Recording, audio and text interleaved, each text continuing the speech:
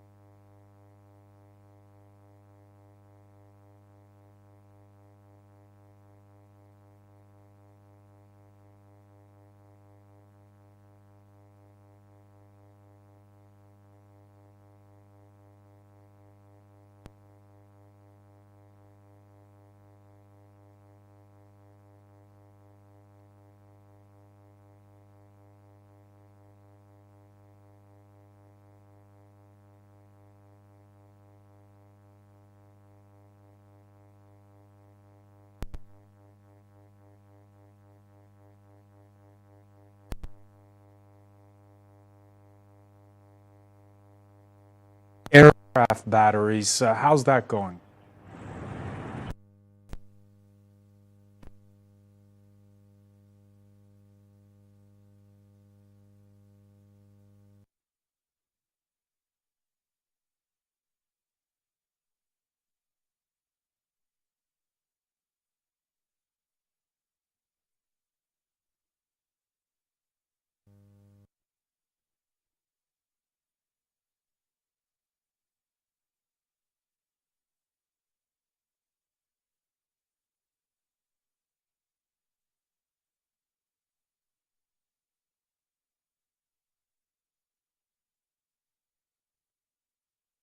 See, learners specialize in careers of their choice based on the three pathways, namely arts and sports, social sciences and science, technology, engineering, and mathematics, otherwise known as STEM.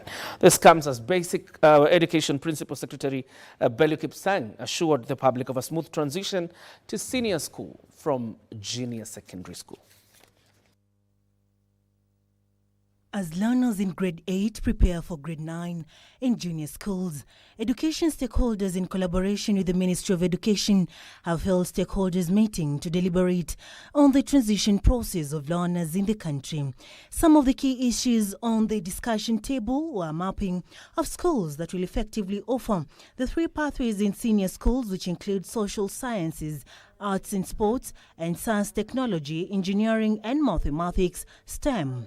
We have 11,000 senior schools, and one of the essence of this engagement is how do we map those particular schools to the pathways. Fundamental questions on equipping teachers to deliver the curriculum are also raised as the Principal Secretary assured the country of its readiness for grade 9.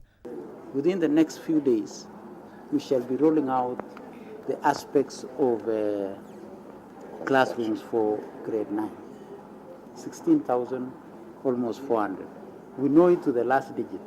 According to KICD Director Professor Charles Songondo, the CBC curriculum has also ensured that learners with special needs are catered for. We have been developing curricula for special needs education either by adoption or by development. Reviews of the CBC curriculum is also ongoing. We are doing that this holiday, so from September you will be receiving reviewed books in that area. We shall do the same for grade 5 and grade 6. Serafina Robi for Prime Edition. Now, the government will construct a digital hub in each of the 1,450 wards across the country to enable the youth to access digital skills and access online job opportunities. Speaking at Gaishajiro Boys High School in Kandara constituency of Muranga County during the school's annual assembly and prize-giving day, Information, Communication and the Digital Economy Cabinet Secretary Eliud Owalo said the initiative will help reduce the unemployment levels in the country. Owalo also revealed that the government is in the process of availing cheap smart-enabled phones that will help the public access all government services available on e-Citizen platform. We want to create jobs for the youth through ICT. Kwa hivyo katika kila ward, kila pembe ya nchi yetu tutakuwa na digital hub. Hapa Kandara mko na ward 6. Nitahakikisha kwamba tuko na digital hub 6 hapa Kandara. The government has installed 2 extra and fully equipped halls at Nyayo House in a move aimed at dealing with the backlog of passports at Nyayo House. Speaking during a national border conference meeting in Nairobi, Immigration and Citizen Services Principal Secretary Dr. Julius Bitok says the introduction of a state-of-the-art machines at the southern and northern wing will enable Kenyans collect their passports without any difficulty. The backlog of passports at Nyayo House will now be a thing of the past after the government commissioned 2 state-of-art banking halls within Nyayo House. Immigration Principal Secretary Dr. Julius Bitok urged all Kenyans who applied for their passport to visit the facility for collection. I want to assure the country that Immigration Department, we are working so hard to ensure that everybody gets their passport on time without delay. And you can go there and visit yourself so that it's not a story you are being told. He also revealed that the Immigration Department has increased the biometric decks from 10 to 20 to enable those applying for the document to do so without any difficulty. Apply there, they do their biometrics within the shortest time possible, and they're able to enjoy the experience. Kenyans who have applied for passports can now send an SMS to 22222. Send a message get and the status e-Citizen of should their be able passports. to respond to you immediately on where your passport is, whether your passport is under process, whether your passport is ready for collection, whether your passport is at what level. You should be able to get that information as soon as possible. At the same time, Bitok said the government has introduced Rika Plan program to help the 700,000 refugees in Kakuma and Dadaab to be integrated back to community. Initially, refugees were depending on the government for everything, but we have said we want to ensure that we give them an opportunity to be able to contribute to national development. Timothy Kipnusu for Prime Edition.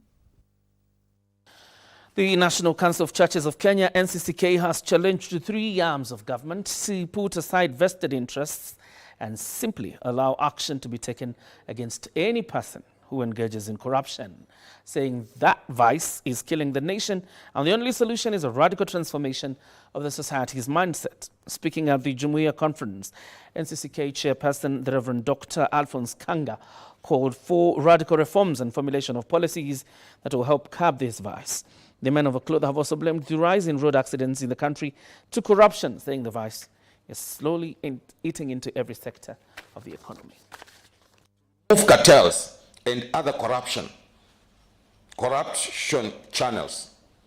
On our part, we commit to the period between now and the next election to educate our people on integrity and values. This thing is beyond opposition. Are they there? If they are there, what is their role? If they are there, what is their role? Exactly. And if they are there, they should also come up and join with all Kenyans to come get a solution in this issue. In this regard, we challenge Parliament and especially the Justice and Legal Affairs Committee to facilitate a comprehensive nationwide civic sensitization on this report. We're taking our first breather on Prime Edition, but just a reminder that Professor Stephen Kiama is with us in studio, the Vice Chancellor of the University of Nairobi. Our conversation tonight really is about higher education and sustainable financing. I'm sure you have a lot to talk about it. Our SMS lines are open, of course, even our social media handles at KBC Channel 1, that is on Twitter, at KBC Channel 1 on Facebook. Let us know what you think. We're taking a breather.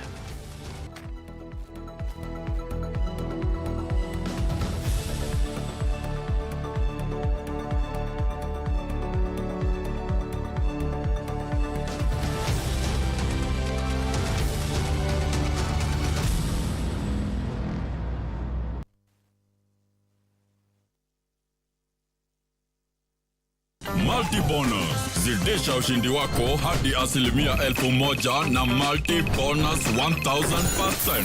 Kuwa mshindi. Mozartbet. Kenya Broadcasting Corporation is Kenya's most trusted news and entertainment brand. Grow your business, acquire more clients, and reach new, diverse audiences by advertising with us. We connect brands to audiences that matter, driving results for brands and enhancing your current marketing strategies. We have packages for all needs, and no product is too small for us. Contact us today and capitalize on our combined power of radio, TV, and digital platforms. KBC, connecting Kenyans.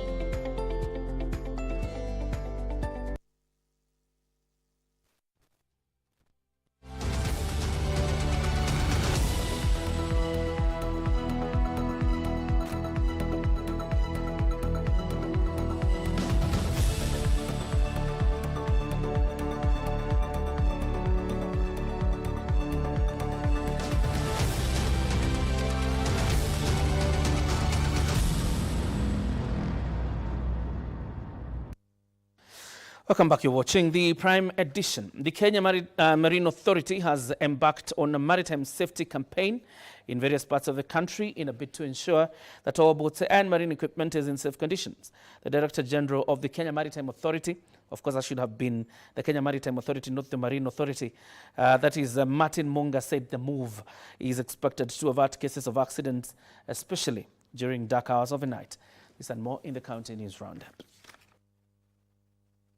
Addressing the media at Mombasa Jomo Kenyatta Public Beach, the Kenya Marine Authority Director General Engineer Martin Munga said they have already trained all the boat operators on the safety precautions. Serikali imekubali na kutuamrisha tufanye ukaguzi wa vyombo vya bahari nchini kote. Meanwhile, Nairobi Governor Johnson Sakaja claims doctors employed by Nairobi County have returned to work following the fulfillment of their collective bargaining agreement. Speaking during a health facility tour of Mama Lucy Kibaki Hospital, accompanied by Deputy Secretary of the United States Health and Human Services Andrea Palm, the governor said that the health facilities in Nairobi have doctors serving patients. Daktari wetu wengi wako kazini. Vile niliwaambia warudi kazini, wamerudi kazini wengi. Wale ambao hawajarudi kazini tunasubiri waamue vile wanataka. Lakini sisi tumesema kama county ya kwamba tutahakikisha hospitali yetu yana madaktari kwa sababu mambo yote ambao walikuwa wanahitaji pale ambapo Nairobi County inashughulika tumeshayatimiza. Elsewhere, political leaders, locals and security officers from Matungu constituency have agreed to work together to curb the rise in crime rates in the area. This comes 2 days after locals stormed Koyonzo police station, vandalizing vehicles and other property in protest of deteriorating security conditions. In Kilifi County, parents from Sokoke Ward have resorted to conducting harambes to raise funds to address the deteriorating state of infrastructure in public primary schools in the area. Meanwhile, Kenyans living in lowlands have been urged to move to safe areas following the predicted heavy rains expected in April. Kumetabiriwa kuwa kutanyesha mvua mingi sana, milimita zaidi ya 30. Na hii inamaanisha nyando ambazo ni za chini ama wetlands zitafurika. And Samburu County is using sports as a tool to fight gender-based violence cases, which have been on the rise, with the county ranked among those with the highest number of GBV cases in the country. Finally, Bomet Governor Professor Hilary Barchok has warned land grabbers in the county that their days are numbered, adding that he was on a mission to recover all stolen public lands. There are lands that have been grabbed in Sotik, and it's public land. That land must come back to us, whether they like it or not. Anyone who has encroached on public land is an enemy of the public. Paulina Simi for Prime Edition. Let's do a quick dash to the corridors of justice. The High Court has issued orders barring the Directorate of Criminal Investigations, DCI, from arresting or detaining former Sports Cabinet Secretary Rashid Echesa. While issuing the orders, the High Court Judge Diana Kavetsa directed that after discharge from hospital, the former CS should be escorted by his advocates to the DCI offices for investigations and interrogation. Elsewhere, Wazir Benson Masubo, who purported to be a legal officer in the office of a First Lady, has been remanded until the 18th of April this year. Details in the Skills of Justice segment. Of relief for former sports CS Rashid Echesa after Kibra Law Court Judge Diana Kavetsa barred DCI from arresting him. She granted Echesa an anticipatory bond of 2 million shillings. Echesa is currently admitted at the Karen Hospital where he was taken by the DCI after he fell sick in custody at the Muthaiga police station. Elsewhere, Wazir Benson Masubo alias Waziri Chacha will be a guest of the state for the next 2 weeks. On Wednesday at the Milimani Locus, Chacha moved from one court to another to face different charges against him. In the morning, he appeared for a pre-trial of his 2018 case, where he is charged with 7 counts of impersonation and defrauding members of parliament and CS. The accused one has been absconding this court and coming up with funny medical documents, which are not authenticated. Chacha implored the court to be lenient, saying he is suffering from a terminal disease. I have a terminal illness. Court issues was the least of worries. And before another court where he was charged for purporting to be a legal officer in the office of the First Lady of Kenya. The hearing of his case will begin on 23rd April 2024. With the state prosecution now stating that Waziri Chacha has become a habitual offender, the court has ordered him not to use sickness to gaslight and abscond court proceedings. At the Anti-Corruption Court, Noah Okecholoch has pleaded not guilty to charges of forging academic certificates. According to the prosecution, the accused used the document to secure employment as a general manager finance and ICT at the Rural Electrification and Renewable Energy Corporation. Surrender before this court your passports, and you are barred from traveling outside the country without leave of the courts. Ruth Wamboi for Prime Edition.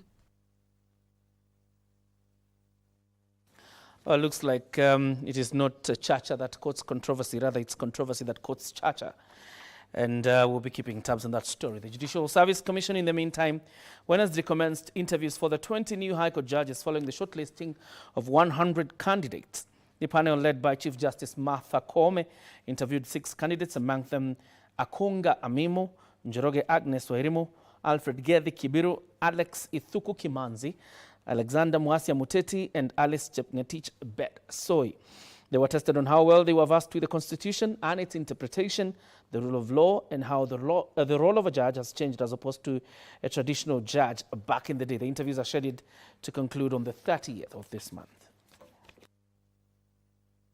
But now, as a judge, how do you think you would like or you intend to present your rulings of judgments? How do you structure your judgment, for instance? Okay, first of all, I would start by setting out the issues that have been laid out in the various pleadings. For instance, for example, I'll start, with the plaintiff's case, then the defendant's case. I'll be able to bring out the factual issues and what exactly is the cause of action.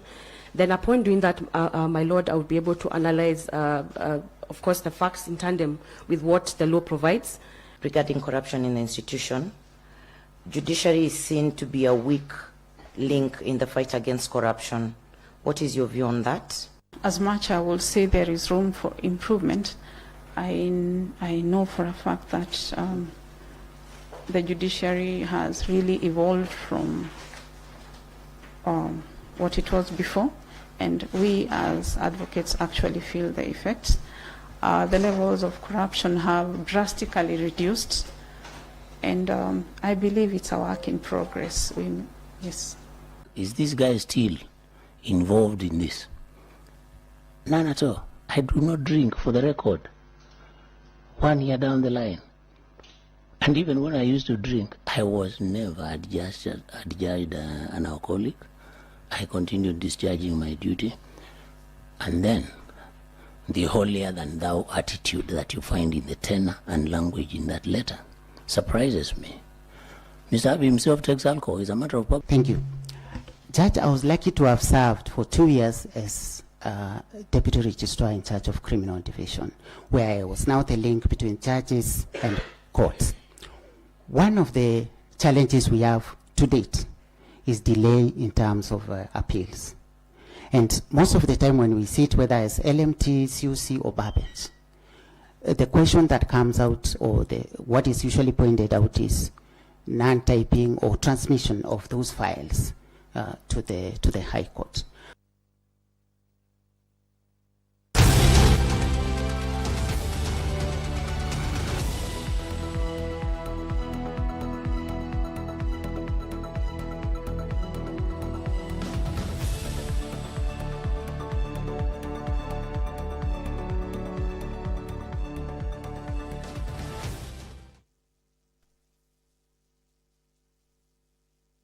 Haya, sisi ya kungoja kwenye *570# kuna ploti na ni up to 1.1 million Kenyan shillings with a genuine title deed na inakungoja *570#.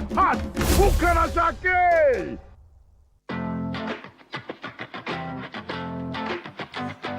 Welcome to Sensei Institute, mahali skills zangu ni pesa mkononi. At Sensei College, practical skills is the definition. Accredited by the government and founded on a Christian background, Sensei College offers all-rounded programs that are tailor-made to enhance your skills and give you the future you desire. We offer courses such as interior design, fashion and design, hairdressing and beauty, hospitality courses, trailer driving and defensive driving, building construction technology, CCTV, solar and electrical installation, photography and video production, electronic courses, vehicle electronics and mechanic courses, agricultural mechanics, ICT, and many more. To enroll in any of our campuses in Nairobi and Nakuru, all you need is your national ID card. Mapema ndo best. Take advantage of our monthly intake. Come to kusort na skills. Sensei College, my skills, my future. Je, ni nani angeweza kutuinua kutuweka juu? Fasting is just abstinence from something physical, temporal, so that you are able to gain some spiritual advantage. So basically it doesn't just entail food? No, it doesn't entail food. And in fact, that is so critical because there are people whose passion and priority is not food, actually. We are dealing with a very interesting generation today. If you took away something like social media, for instance, to them is a very big deal from maybe food or something else. So we can fast social media? Correct. Yes, and a lot of our religious background is that we have been presented this God that is a messenger of errands. I mean, God is an ATM. If you want something, you pop in your card and you get cash. If you want to send him to errands, there is very little correct fasting that is happening in the church today, I dare say.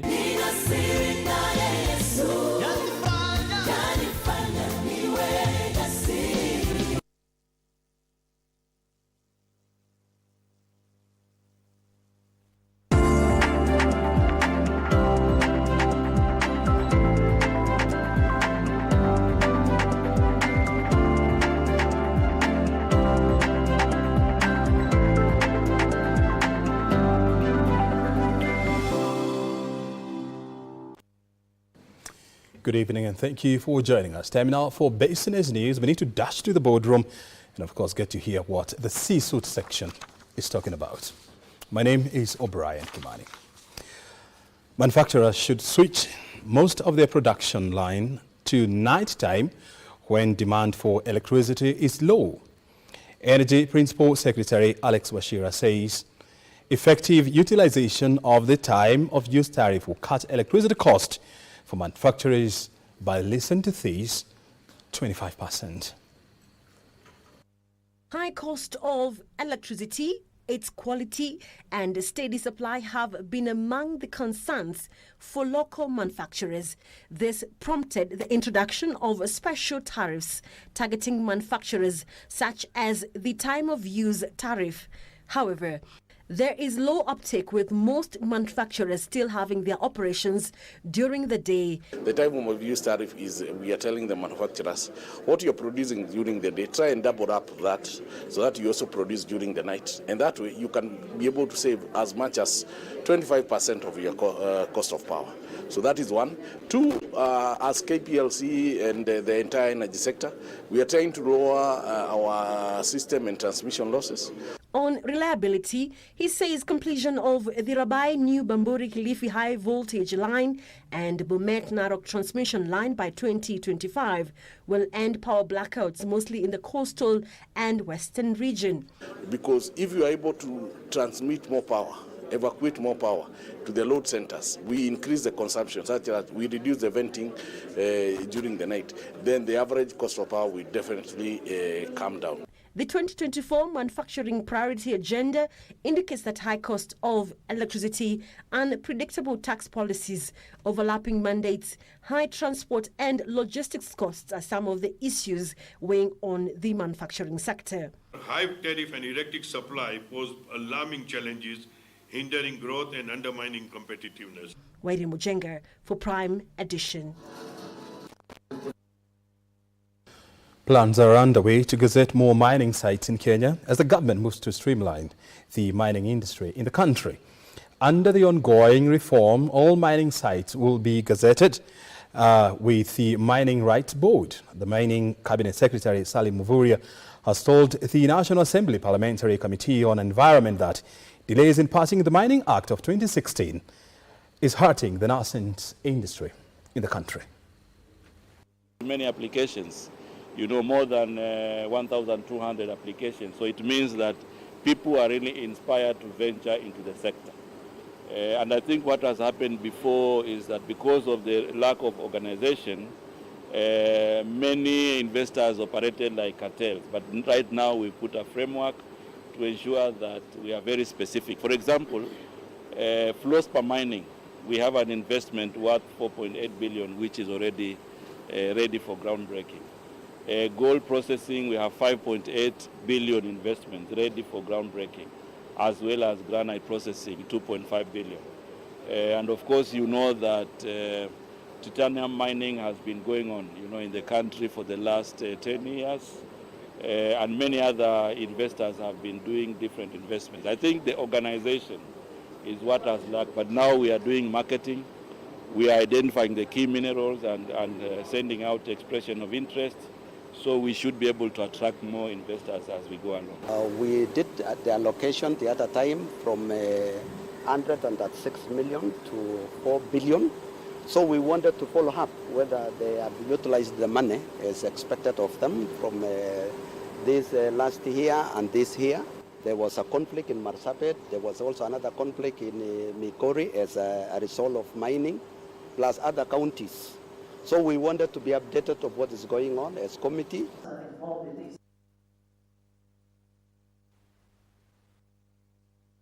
The government officer Michael Gange says people are looking to transition to electric vehicles and motorbikes amid soaring fuel prices.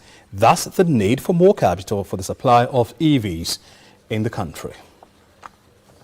The government last week announced that the country's e-mobility policy would complete public participation mid-next month. The policy will guide the development of electric mobility to be used on roads, rail, air and maritime, and provide a transition framework from the current internal combustion engine. Even as the framework nears ratification, demand for electric vehicles and motorbikes in Kenya has been on the increase. This means that producers of electric vehicles need more capital to ramp up production by being matched by financiers like Mogo that has sealed a strategic partnership with e-mobility firm ROM to enhance access of electric motorcycles in Kenya. The draft e-mobility policy proposes a number of incentives for electric vehicle adoption and support for local manufacturing, such as reduced tax and lower electricity tariff for EV charging stations. Alanoko, Prime Edition. And you know by now that the future of automobile is electric, and the best time to make that switch is now.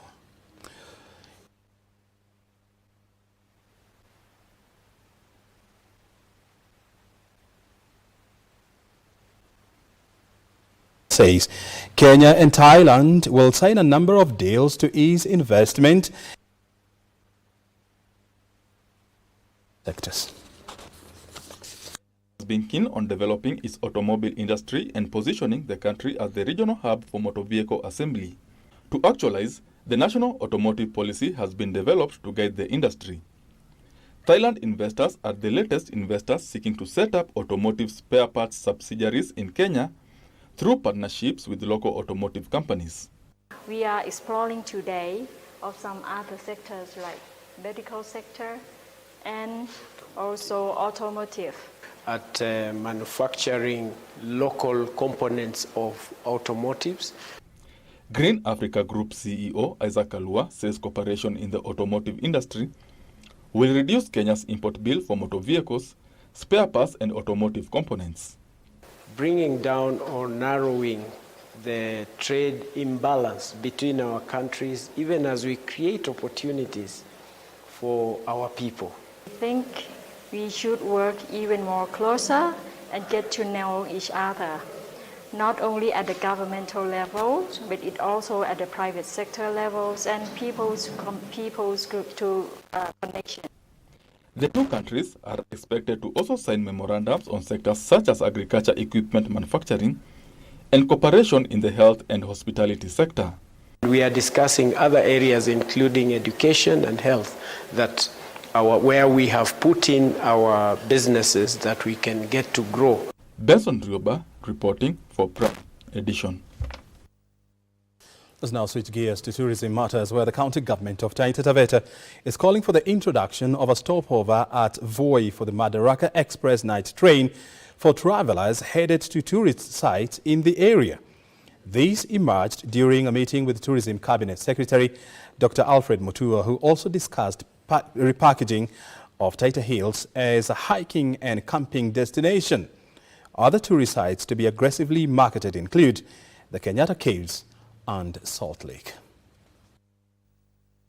KWS ikiwezekana ile mali inashindana na wananchi kama kule Man-Eaters, kule Maungu, kule Ziwani, atuachilie sisi kama county. Wasiende kotini, ambe maafisa wake hii mahali baki Taita na Taveta. Vile vile tumeona hoteli ambazo na privatized ambazo ziko within Taita Taveta, Ngulia na African Safari na Voice Safari Lodge. Naomba sisi kama county watupatie nafasi ya kwanza, tujipange, tuone kama zinazaregea kwa county. Tumeongea kuhusu mambo ya SGR ambayo ya usiku haisimami, inapita nyuyu, kwa hiyo nataka isimame, watu washuke, watalii waache pesa hapa, sio kutoa pesa Nairobi kupeleka Mombasa peke yake. Kama KWS iko na tenda za barabara, tuangalie pia wananchi wa hapa Voi, wananchi wa Taveta, wananchi wanaoishi karibu hapa, wapate pia biashara. Majority of businesses in Kenya are yet to register with the electronic tax integrated management system. The Kenya Revenue Authority says only 203,000 businesses have registered with the new system out of the 1 million that were targeted by the agency. The deadline to onboard on e-teams was on the 31st of March 2024. The Kenya Revenue Authority says by digitizing invoicing processes, businesses will enjoy greater visibility of their transactions and minimize the risk of tax invoice disputes, as well as simplified refund processes through e-teams generated invoices. We will be able to have that data, the data of the sales and the purchases. So the time that will be taken to verify these details shall have been minimized. To enhance tax collection, Kioria introduced the electronic tax invoice management system that provides taxpayers with flexible tax invoicing and compliance platform. The invoices that shall have passed through our system will be pre-filled when you're filing your returns. We also have verification of invoices, where we are trying to minimize the fictitious invoices. The tax agency is targeting to collect 2.8 trillion shillings by the end of financial year 2024. Despite the 7-month compliance window, which ended on March 31st, 78% of the targeted businesses are yet to comply, dealing a major blow to Kioria's tax collection and management plans. Having e-teams, they will not be able to claim their expenses outside there when they're doing their business. So failure to onboard or failure to request for an e-teams invoice, their business shall have been shaken. Trevor Ngendo for Prime Edition. Well, that's the end of business news for tonight. Thank you very much indeed for your time. Remember, for more details, you can always log on to our website, www.kbc.co.ke/business. My name is O'Brien Kimani. Just to remind you that there is a big interview that is coming up with University of Nairobi Vice Chancellor, Professor Kiama. The conversation will be around higher education and sustainable financing. That's right.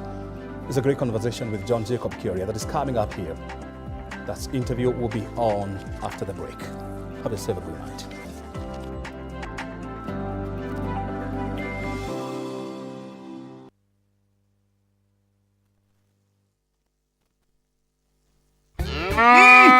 Shamba ni mbili, yako ni gani? Kwenye star 570 hash. Every 100 shillings unayotumia kwa Lucky Game inakupa 1 entry point ya kuingia kwenye drum ya draw, ambayo inakupa fursa ya kutangaza mshindi wa shamba hili la 1.1 million Kenyan shillings, na unapata title deed yako safi. Na mwisho wa Mei namtangaza mshindi wa shamba hili la 1.1 million Kenyan shillings, lori za mawe na mchanga.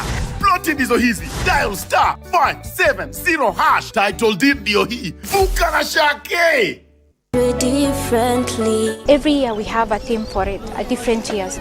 The first 3 years we were advocating for peace and unity. In recent years we have decided to change the theme because we have seen there's a lot of issues that are affecting persons with disabilities. Our mission is to provide positive, lasting change in their lives. Nataka tu kuambia wenye wako out there, disability is not inability.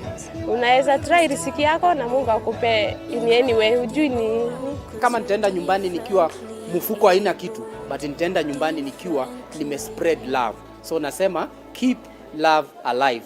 Differently.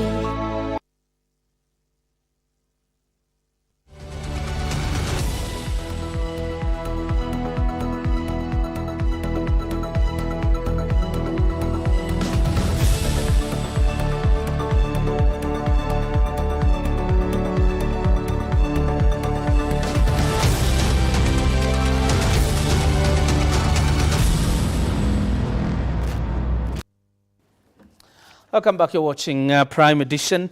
Professor Stephen Kiama is the Vice Chancellor of the University of Nairobi. Our conversation tonight is on higher education and sustainable financing.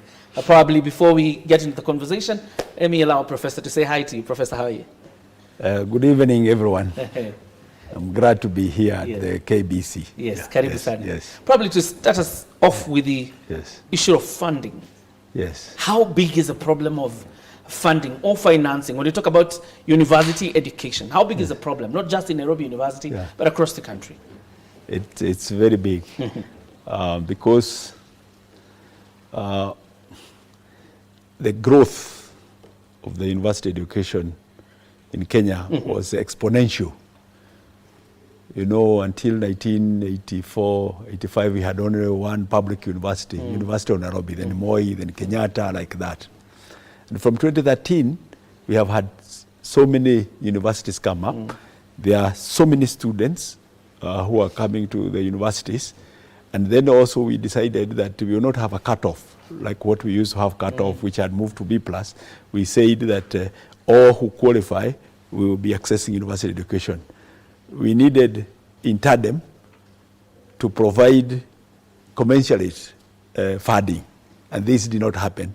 So as a result, there's a big gap between the requirements and the funding available. Yes. Yeah. As you talk about that, for example, in the case of Nairobi University, for example, How have you been affected? Because it is obvious now insufficient funding has rocked our universities. Yes. How has it affected Nairobi University, for example?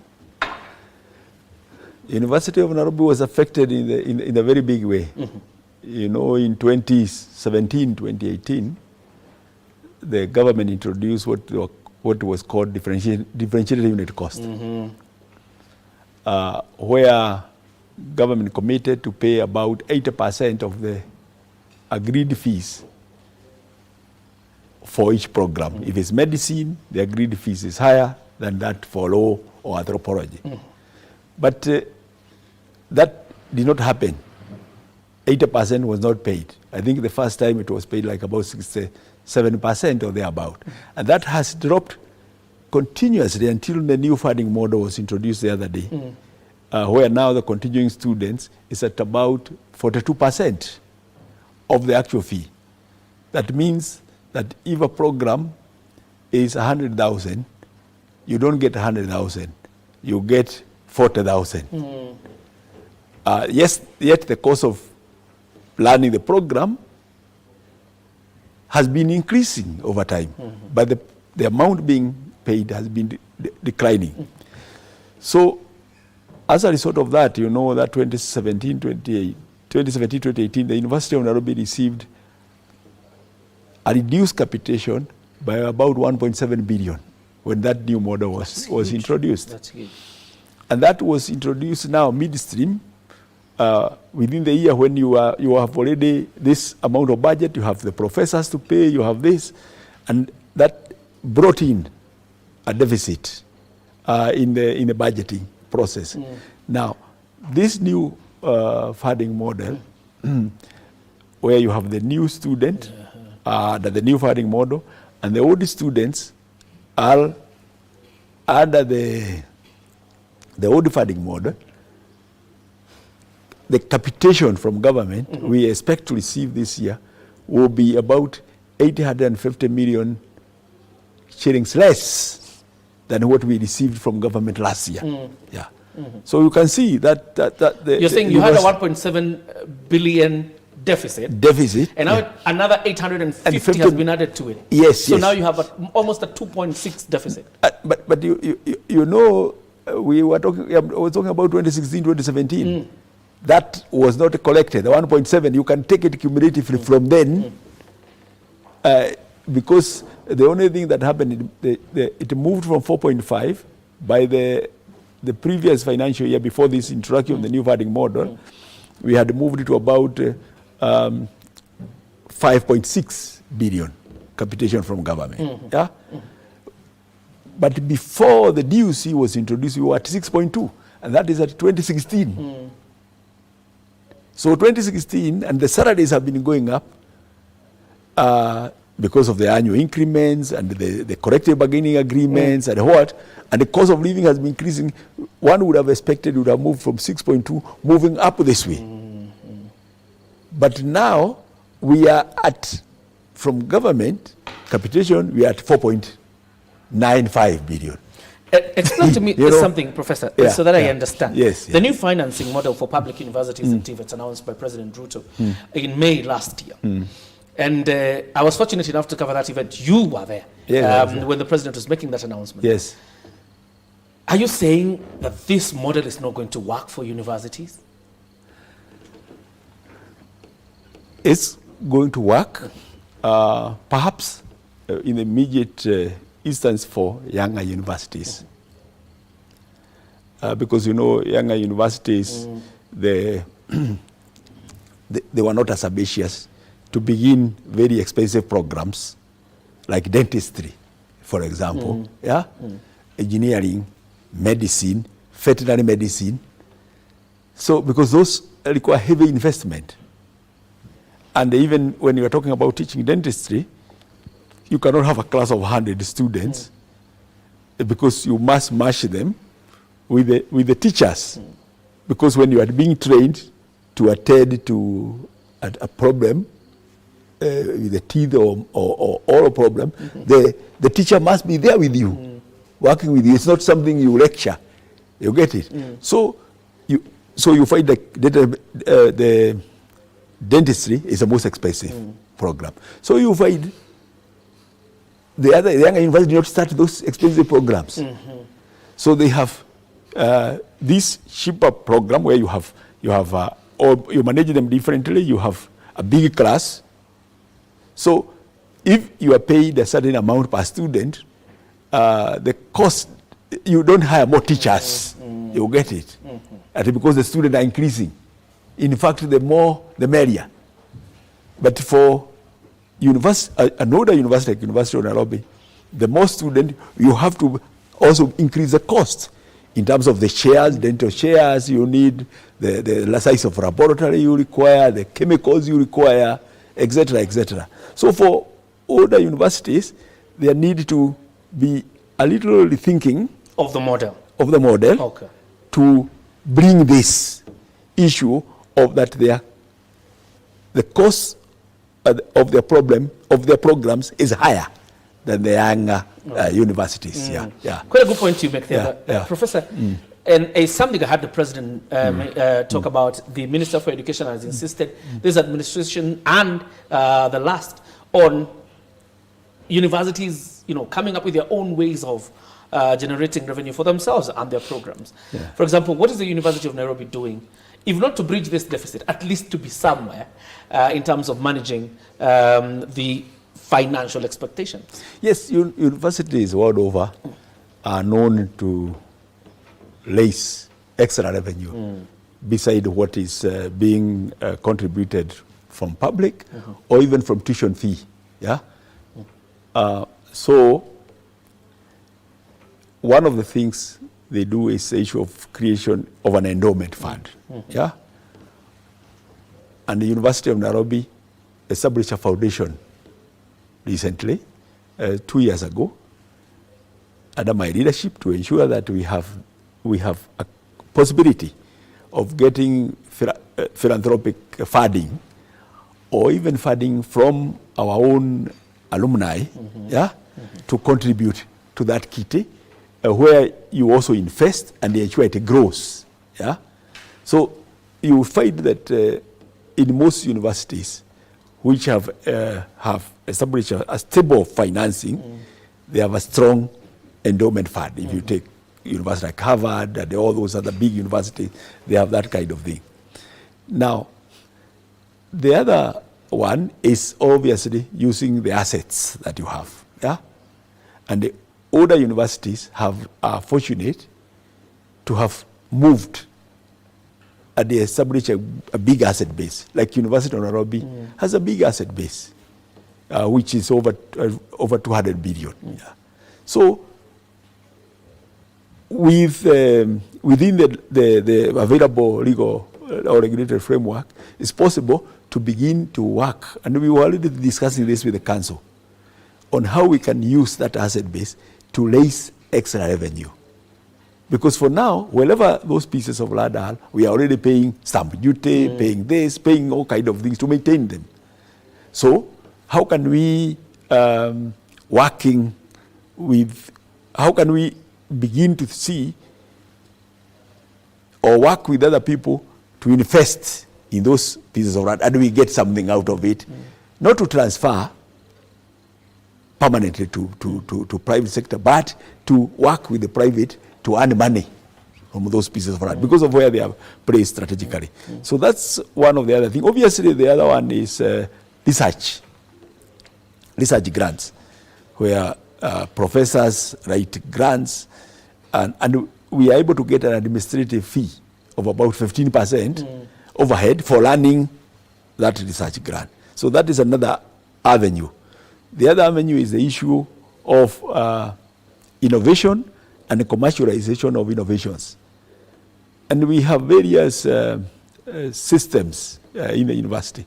Like for example, we have the pilot plant where they try to produce some yogurt, cheese, things like that. You will not make so much money, but it will help you to support the activities of that department, of that department to some extent, So there are various routes that the University of Nairobi is using, and they are known. They are traditional ways how university raise money. Yeah. Hold on, and let's take a small breather. When we come back, I want us to delve deeper probably in the conversation of research and innovation. Yes, and probably how the University of Nairobi can use it probably to even go beyond the borders of a country and as a means of revenue generation. Okay. We're taking a short commercial breather. We're coming back in a minute. Don't switch your dial.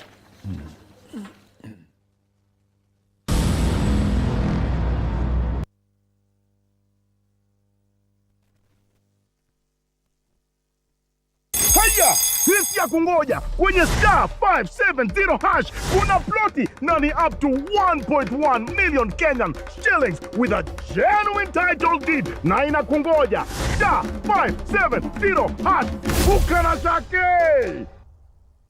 Kenya Broadcasting Corporation is Kenya's most trusted news and entertainment brand. Grow your business, acquire more clients, and reach new, diverse audiences by advertising with us. We connect brands to audiences that matter, driving results for brands and enhancing your current marketing strategies. We have packages for all needs, and no product is too small for us. Contact us today and capitalize on our combined power of radio, TV, and digital platforms. KBC, connecting Kenyans.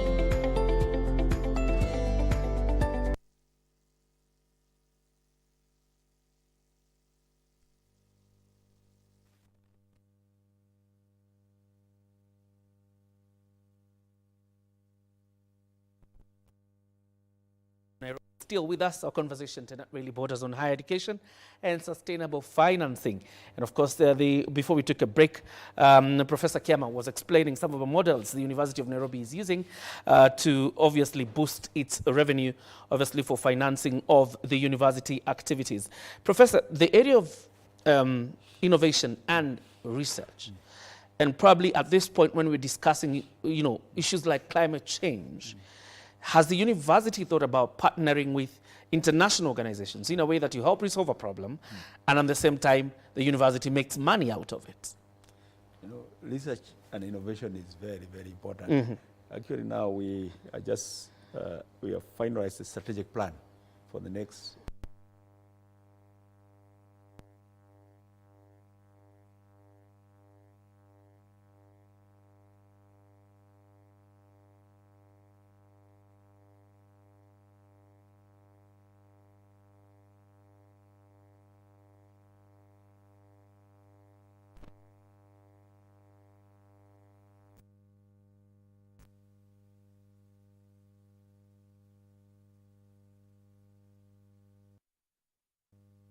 and I did very well, and now I am successful outside.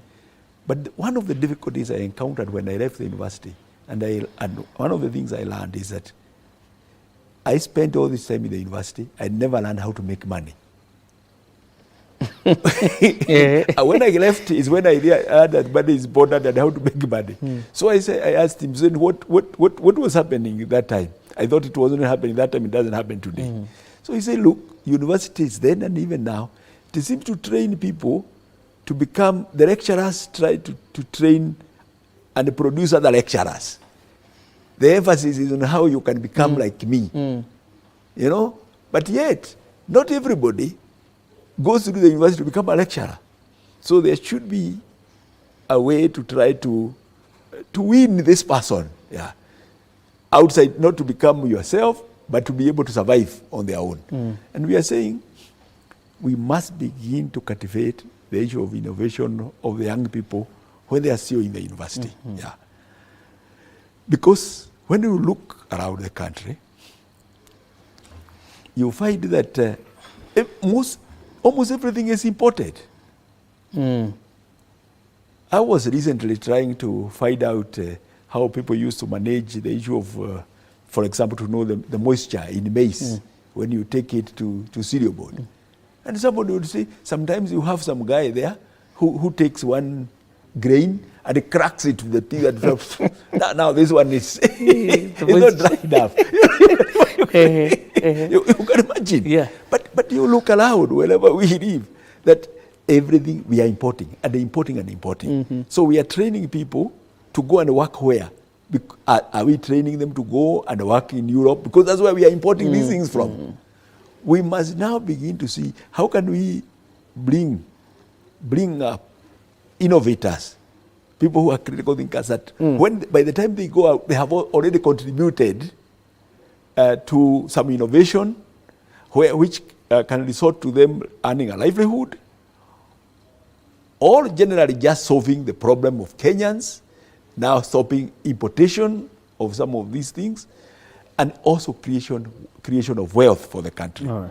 Because otherwise we'll continue losing. So the issue of innovation, and the university and the country will benefit from those innovations. In fact, I'm saying in the university now, soon we will establish a wall of fame. Yeah. If we innovate and that thing resorts to business, we'll put your name there, that even your children and your grandchildren can come and know this one from the University of Nairobi.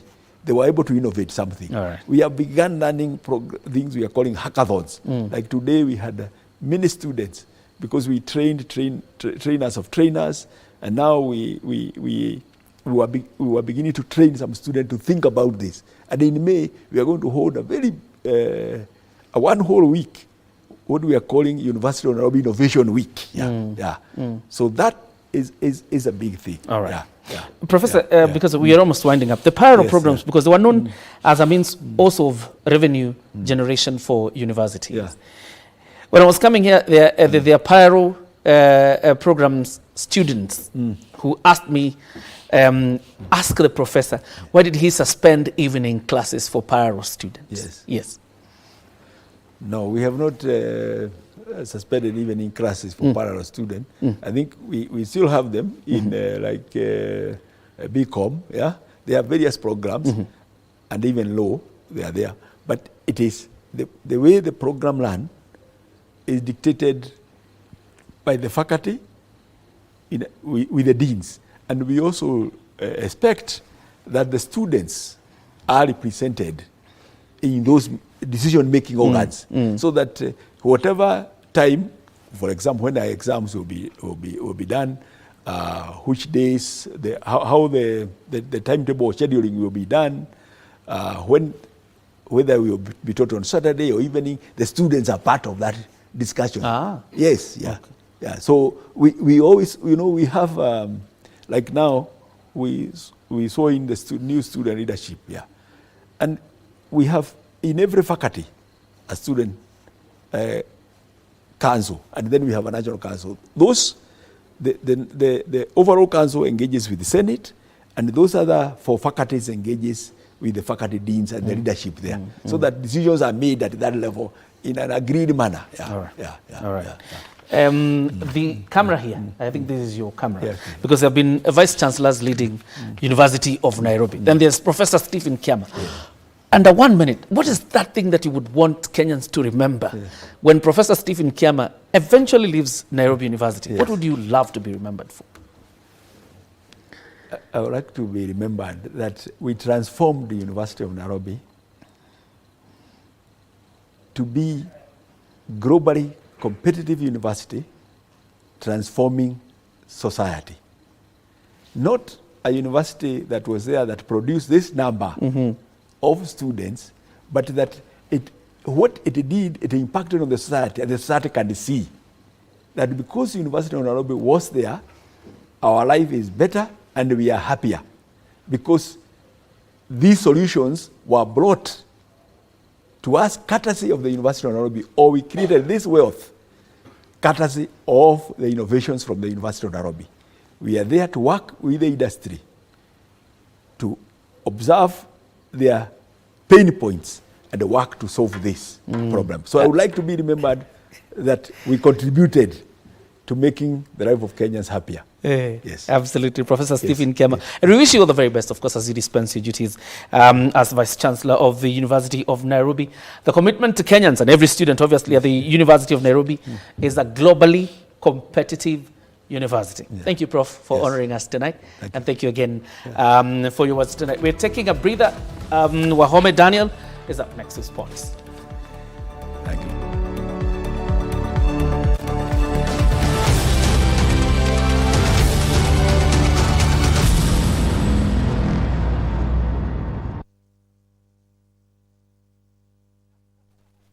Back to the Future, The future is simulate. Bet smarter. Win faster now. Be a winner. More at Bet. The FKF Premier League season continues to bring you the best of the best in the Kenyan local football scene. This weekend, don't miss a single moment of the action. Live on KBC Channel 1, your true sports partner. Sports News is brought to you by Mozart Bet.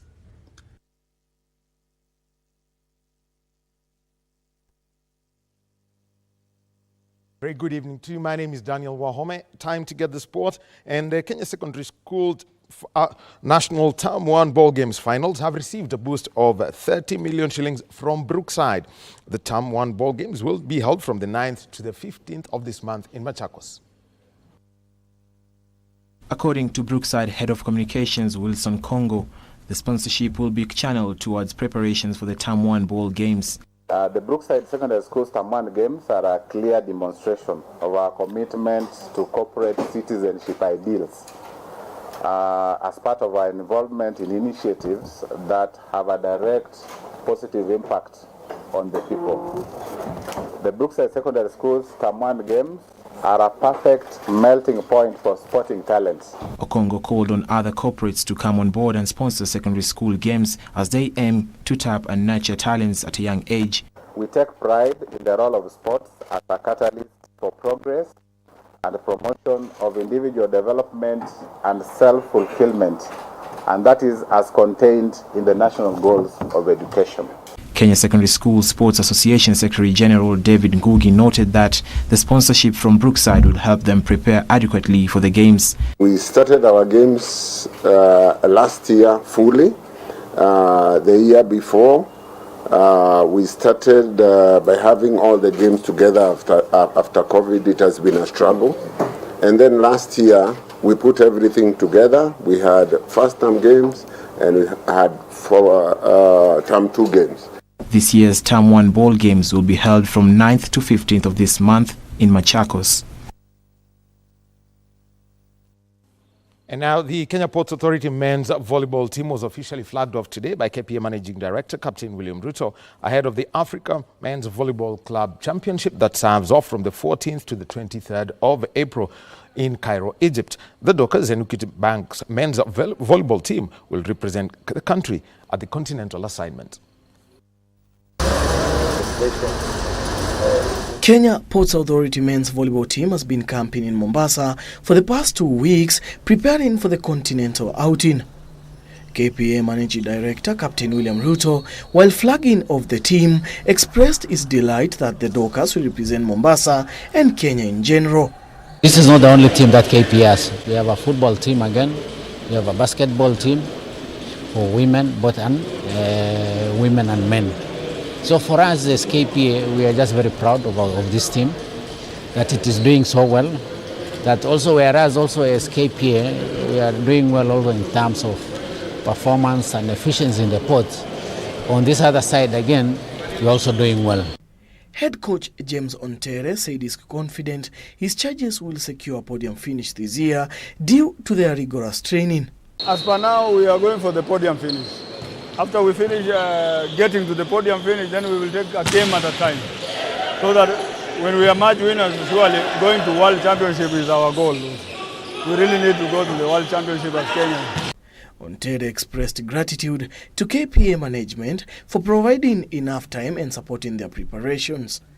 After training for 2 weeks, we are going to spend another 1 week in Nairobi for the Pipeline Cup, which will act as a build-up match for the oncoming the African Cup Championship.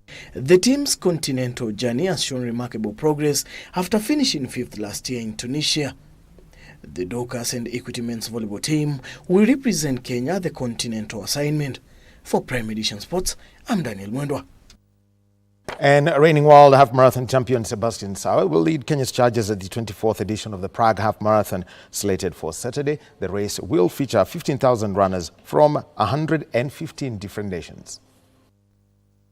And he's the best here today, Sebastian Sawe of Kenya. Sawe finished 7th at the just concluded World Athletics Cross Country Championship in Belgrade, Serbia, helping Kenya retain the senior men's title. Sawe will be out to challenge the course record of 58 minutes and 47 seconds held by Ethiopia's Atsedu Sege.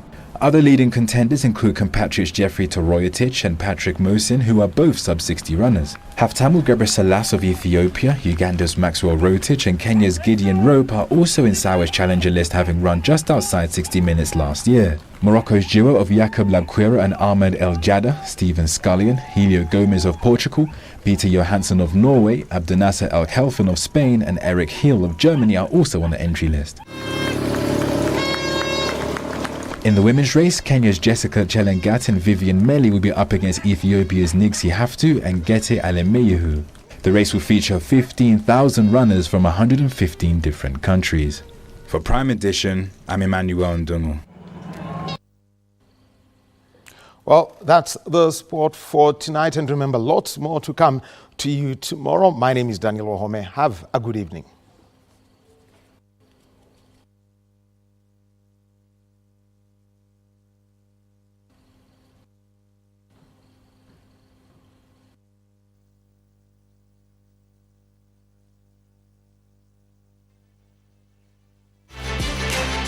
Sports News was brought to you by Mozart Bet. You can lift the plane. The higher you fly, the higher your win. The sky is the limit. Mozart Bet. And that just puts a cap on Prime Edition. Thank you very much for watching and keeping us company. Have yourself a good night and God bless you.